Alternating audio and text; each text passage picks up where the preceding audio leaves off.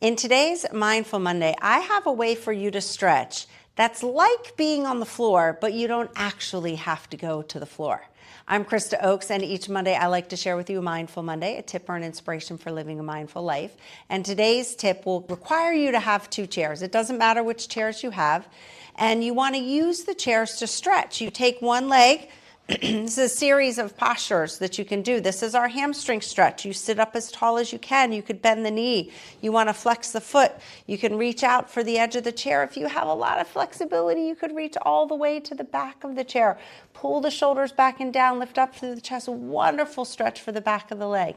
And then bend the knee, place the foot on the chair, draw the chair to you as close as you can, bringing the belly and the thigh together. You can keep the hands on the shin.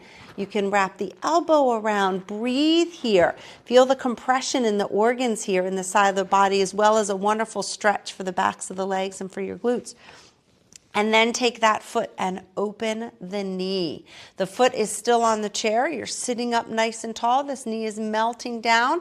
You can stay right here. You could come forward. You can even reach for the seat back of the chair and come forward even more.